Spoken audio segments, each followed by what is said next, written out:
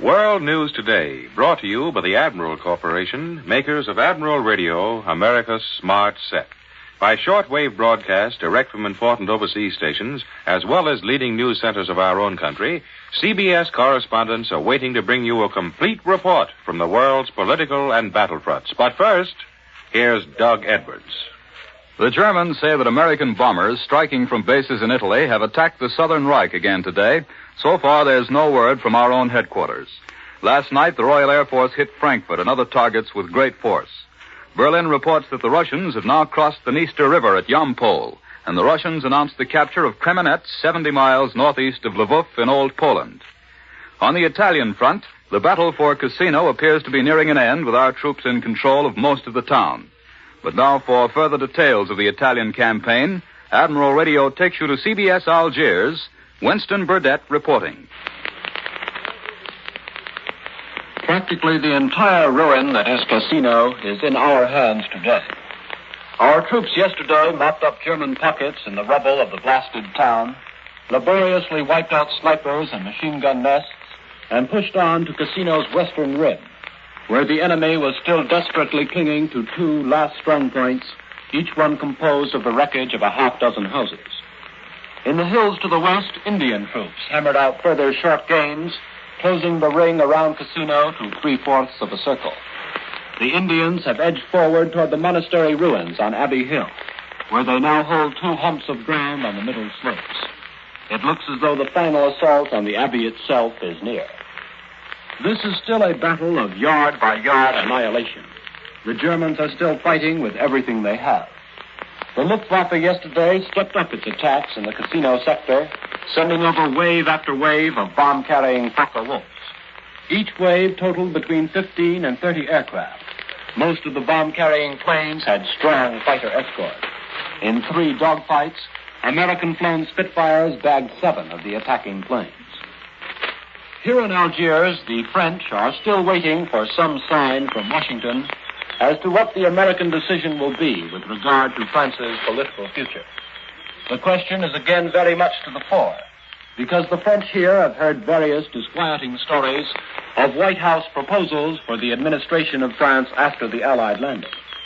One proposal from Washington, which has apparently been put before the British but has not reached the French, would place the administration of France in the hands of Allied military authorities, allowing them to pick such local Vichy officials as they choose to work with until a sufficiently large section of France has been freed to bring the de Gaulle Committee in. Yesterday, the question was very bluntly referred to by General de Gaulle himself. In a speech before the French Provisional Assembly here, he spoke of the possibility of the Vichy government trying to hang on after the Allies land in France. I say with force, de Gaulle declared, that there can be no other authority in France save that which proceeds from the responsible central power, that is, the French Liberation Committee. Every effort to maintain Vichy in power, he went on, would be intolerable and condemned in advance. And that is where the question still rests, exactly where it has rested for the past 3 months. Frenchmen in the committee and assembly here feel that the Allied governments underestimate the strength of popular feeling against Vichy, underestimate the fabulous confusion that would ensue if they were to try to prop up Vichy's authority. And Frenchmen also feel that the Allies cannot honorably postpone their decision much longer. I return you now to CBS in New York. More news in just a moment, but first here's Warren Sweeney with a word from Admiral Radio. The scientists, engineers, and manufacturers of America's radio industry have worked in complete cooperation behind the tremendous research and production programs involved in the war effort. The part of Admiral Corporation is to build electronic and communications equipment for the armed forces. The progress made in laboratory developments, new ideas, and improvements has been amazing, but production has kept pace, and ever-increasing quantities of vital equipment is going to our fighting men. However, such things as climatic conditions, service and replacements, ease of mobility, and many other factors often make communications equipment obsolete in a relatively short time. For this reason, laboratory research has been speeded up to a point where years of peacetime progress are now compressed into a matter of weeks or months. It is not unusual at Admiral for new models to be on the planning boards before previous models have come off the production lines. Obviously, this wartime research will be reflected in Admiral's peacetime products. There will be more Admiral firsts, new Admiral ideas to make your post-war Admiral radio worthy of its famous name, America's Smart Set. Now here once again is Doug Edwards. And now for news from London and an interview with two soldiers, one from New Jersey, the other from Michigan, who captured a parachuted German flyer in Britain. Admiral Radio takes you to CBS London. Charles Collingwood reporting. In these little raids the Luftwaffe has been making on Britain, a good many German planes have been shot down. A certain number of these German flyers have been able to parachute safely to Earth. These German aviators meet with a varied reception. One night last week, one of them achieved the distinction of being the first German to be captured in the European theater by American soldiers. This German was seized by Private Joe Levy and Kat Bogacki of an American armored unit, and they are both here in the studio today. Now, as I get the story, Private Levy, you were on sentry duty. Is that right? That's right, Mr. Collingswood. Bogacki was coming to relieve me. About 15 minutes late. Hey, now, I don't think you ought to say that. It puts the Army in a bad light. Well, anyway, you both saw this German. Yes, we seen this guy coming out of the woods in the dark. What do he look like, Bogacki? Well, he was sort of a figure. Wouldn't you say, Levy? Yeah, he was sort of a figure. When he got closer, we could see his headphones hanging from his head. I raised my rifle and said, halt. Then he said, comrade, comrade. Then he hollered, German, me German from Germany. Put his hands up and turned around, did sort of a dance to show he was surrendering. Oh, did you search him? What did he have on him? Well, he pointed to his side and said, pistola, pistola, or something like that, and we took his gun away from him. He had a knife on him, too, a sort of jackknife principle, with a blade, 6 or 7 inches long. Good night. Did you talk to him? Did he speak English or anything? Yes, he spoke pretty good English. His sentences sounded okay. I asked him what happened to him. I said, did Boom Boom get your plane? I don't know how to speak German. He wouldn't say whether the Yak shot him down. He just said his motor caught on fire. Well, what else did you ask him? We asked him whether Berlin had been bombed good. You did? What did he say? He threw up his hands and said, Berlin kaput, all gone. Did you ask him whether he'd ever been in Russia? Yeah, I asked him about that. He grinned and said, Russia? Oh, no. He looked kind of funny when he talked about Russia.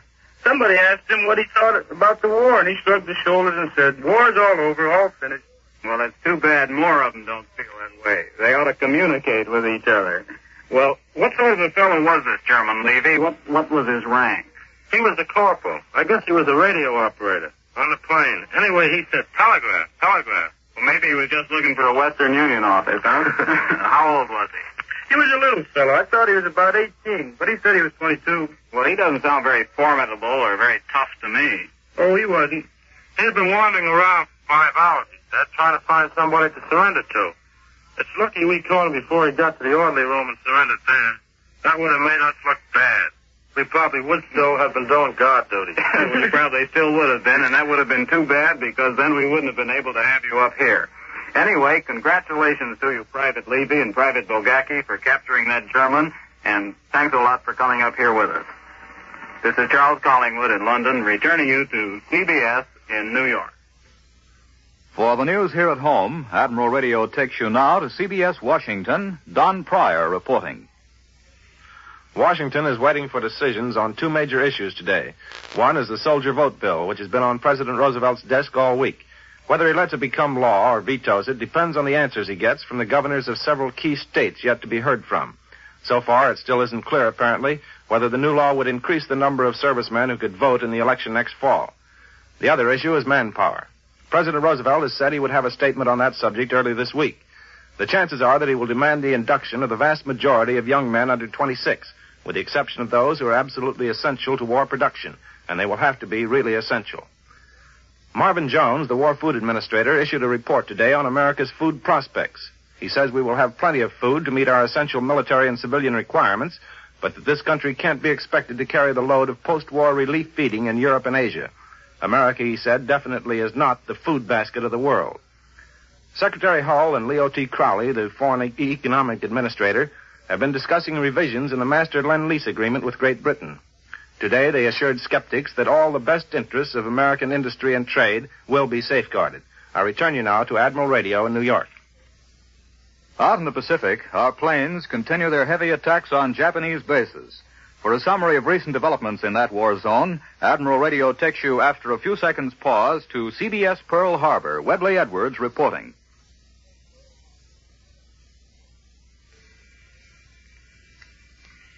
There's got to be a great deal of plowing, sowing, and cultivating between harvests. In warfare, particularly the kind we have out here, there's always a great deal of getting ready before the next harvest can be reaped. At the moment, there is not much spectacular stuff about the action in the Central Pacific, but there's been a considerable amount of sleeves rolled up, spit on the hands kind of work. It's a very essential part of the advance toward the China coast and Japan.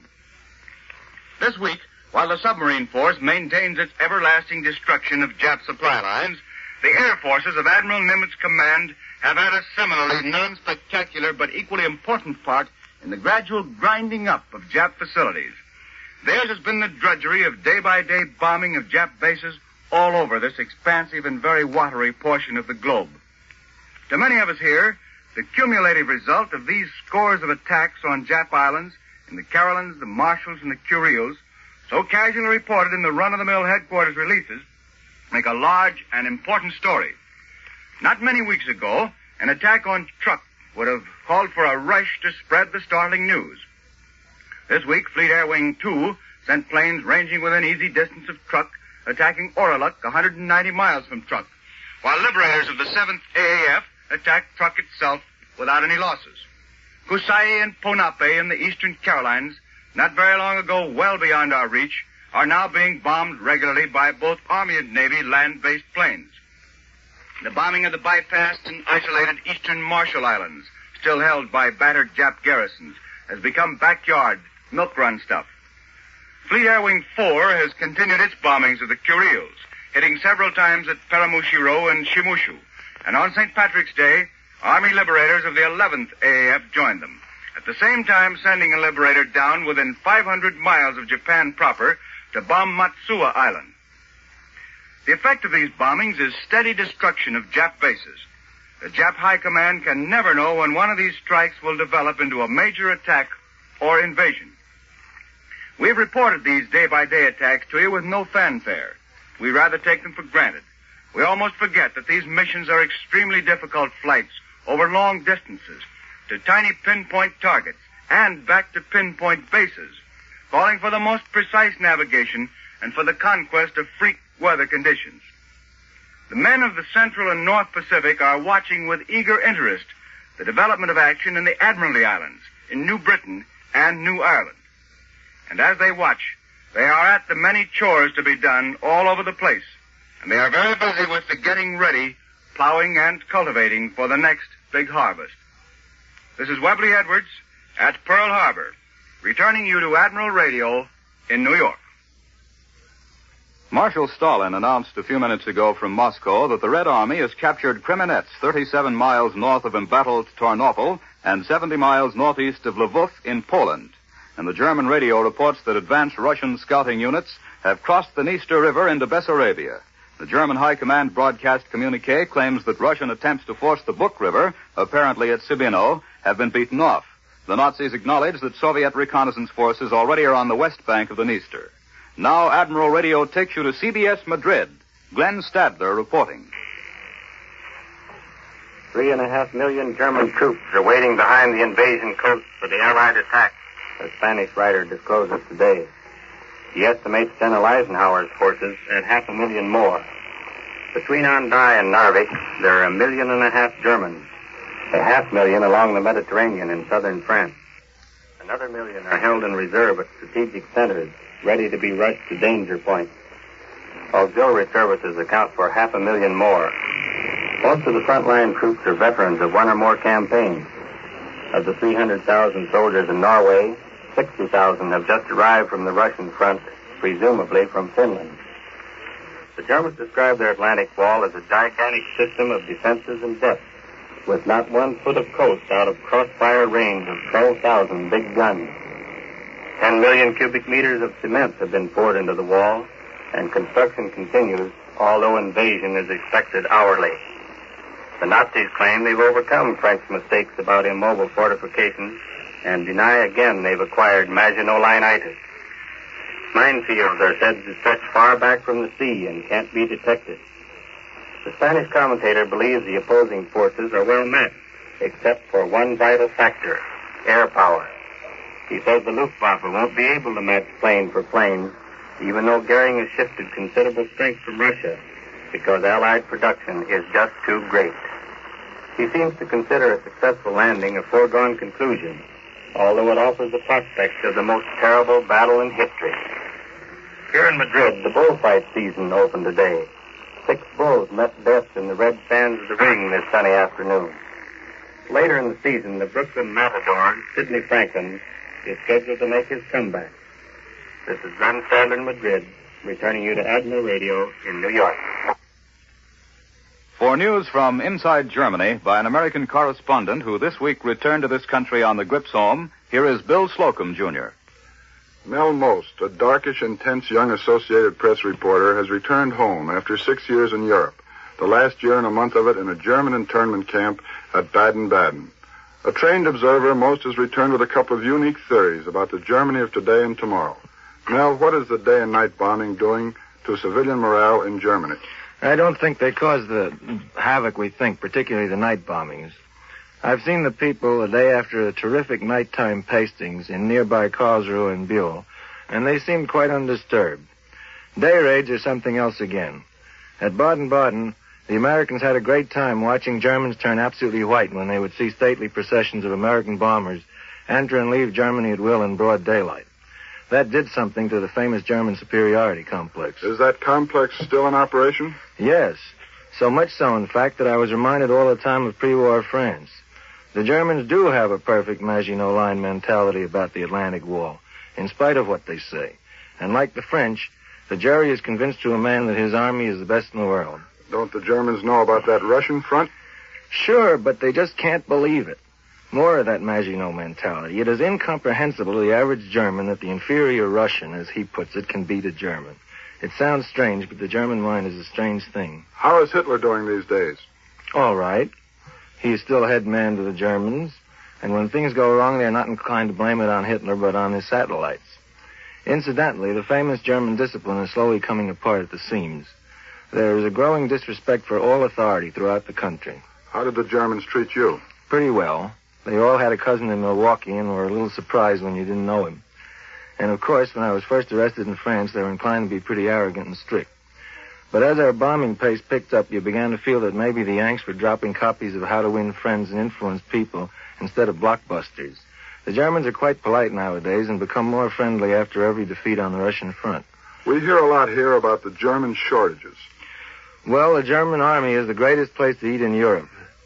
It's the world's best free-of-charge black market. However, the civilian has to do with a diet consisting mainly of potatoes. All he needs, but nothing else. And all the shops are a very grim joke to Germans. All the windows, the display windows, are filled with very inviting items, but none is for sale. The racks inside the shop are bare. There are still some very fine articles unsold in Germany, but the shopkeepers are keeping them well hidden as an investment for the future because they have no confidence in the mark. But one thing more, Germany is the only country in Europe where the people are not starving. Mel, what do you think the Germans hope for when this war is over? They are hoping for a compromised peace, of course. But if not, they are hoping, A, that some sort of arrangement will permit the southern Germans to get free of what they consider Prussian domination, and B, that if there is fighting on German soil, the Yanks beat the Russians to Berlin. Thanks, Mel Most of the Associated Press. Now back to Doug Edwards. For an interview with a Coast Guard combat officer who's seen action in the Pacific, Admiral Radio again takes you to Washington. Don Pryor reporting.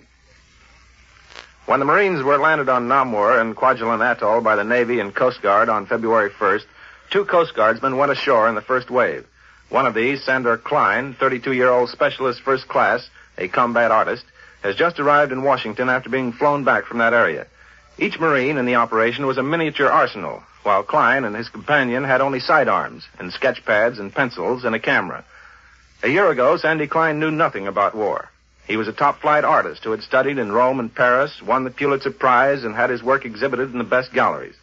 His job now is to put his impressions of the Pacific War on canvas for the Coast Guard. But now he's going to tell us a little bit about the way war looks to an artist. Just a little bit, I'm afraid. It might be a good thing to tell it all, but it's an awfully grisly business. The ship I was on went inside the Kwajalein Lagoon on D-Day. John Bickel, a photographer, and I went over the side early in the afternoon with a group of Marines. The next morning, Bickel and I transferred to an amphibious tank. The outfit we were with had received orders to remain on the island. This tank was in the first wave to hit the beach at Namur. Well, that must have been reassuring. How did it turn out? All right, fortunately, but we were lucky. There was a big Jap blockhouse on fire about 200 yards dead ahead of us when we hit the beach.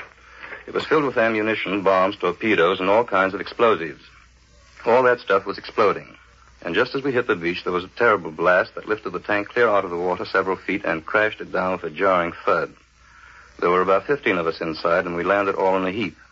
By some miracle, none of us was hurt. Well, then what did you do? We got out of there as fast as we could. The tank was loaded with boxes of grenades. We tossed them out on the beach first and then scrambled for the nearest cover. Was there much opposition there from the Japs, Sandy?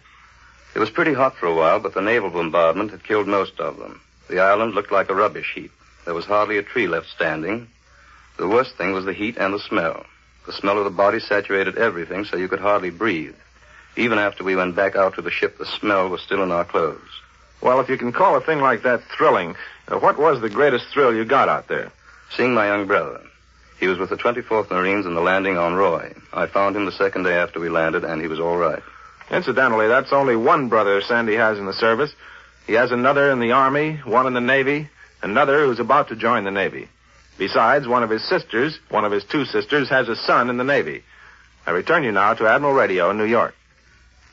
There's not a word of official news from Helsinki or Moscow today on the status of peace negotiations between the two countries, but Columbia's shortwave listening station heard the British radio relay a Finnish radio report which said, "The Russian terms are altogether too harsh to be accepted.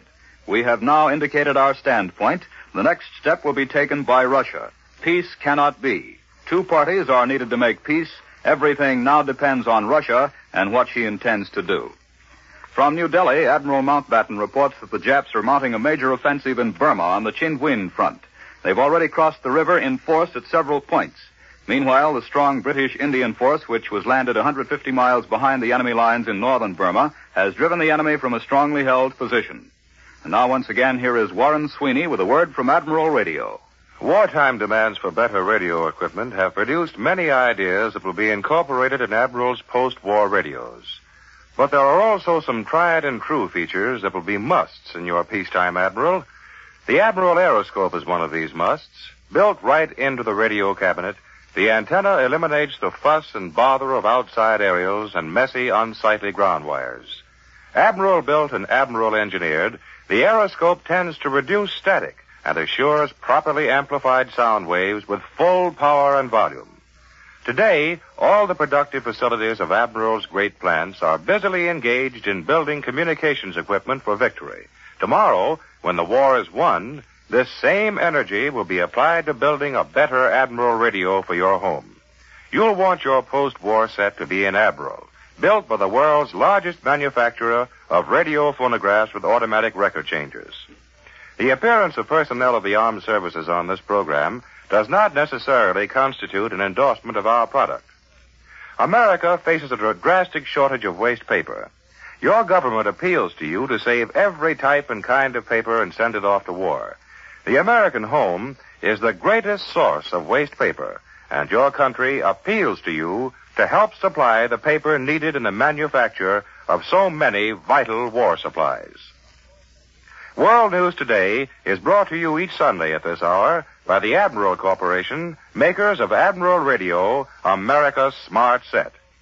Be sure to listen again next Sunday when Admiral brings you World News Today by shortwave, direct from leading news centers of the world. Warren Sweeney speaking. This is CBS, the Columbia Broadcasting System. The WBBM Air Theater, Wrigley Building, Chicago.